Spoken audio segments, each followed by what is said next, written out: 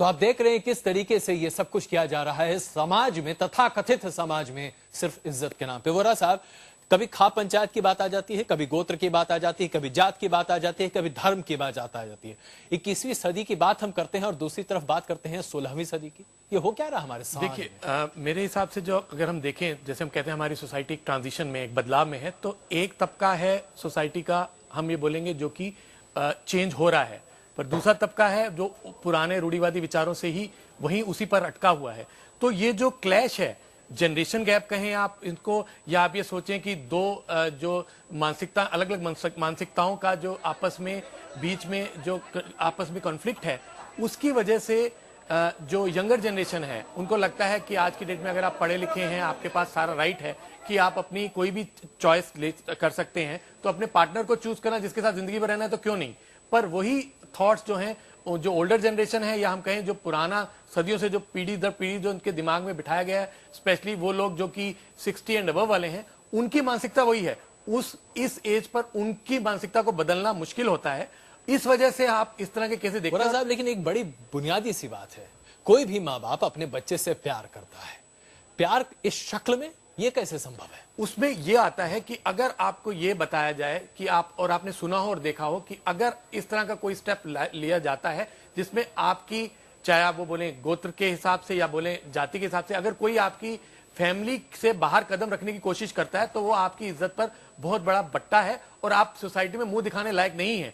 तो वही चीज उनके अंदर इस तरह का आक्रोश पैदा कर देती है कि वो ये नहीं सोचते उस वक्त कि ये मेरा अपना खुद का खून है, और वो इस तरह का स्टेप ले लेते हैं। साथ ही साथ मेरे हिसाब से जब तक हमारी कंट्री में सामाजिक रूप से एक सोशल डेटरेंट नहीं रखा जाएगा, जब तक इन लोगों को बताया नहीं जाएगा कि आपको भी वही सजा मिलेगी जो नॉर्मल मर्डर की है, तब तक इस तरह के इंसिडेंट्स अनफॉर्चुनेटली होते रहेंगे। और उसमें जब तक पॉलिटिकली हम इसको ठीक तरीके से नहीं समझते हैं और ये नहीं सोचते कि हमारे लिए ह्यूमैनिटी फर्स्ट है और वोट्स बाद में है, तब तक इस तरह की चीजें होती रहेंगी। बहुत अहम मुद्दा आपने उठाया।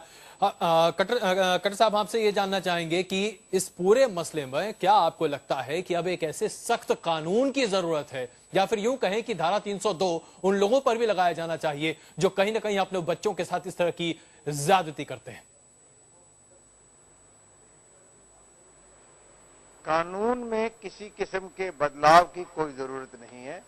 कानून बड़ा स्पष्ट है कि अगर कोई व्यक्ति किसी दूसरे व्यक्ति की योजना बनाकर पहले से जानते हुए कि जो वो एक्शन ले रहा है उससे उसकी मौत हो जाएगी और मौत हो जाती है, तो धारा 302, उसके साथ धारा 34 लग सकती है, 120 भी लग सकती है, डिपेंडिंग कैसे हुआ है ये, और उसकी सजाए मौत है या उम्र कैद है।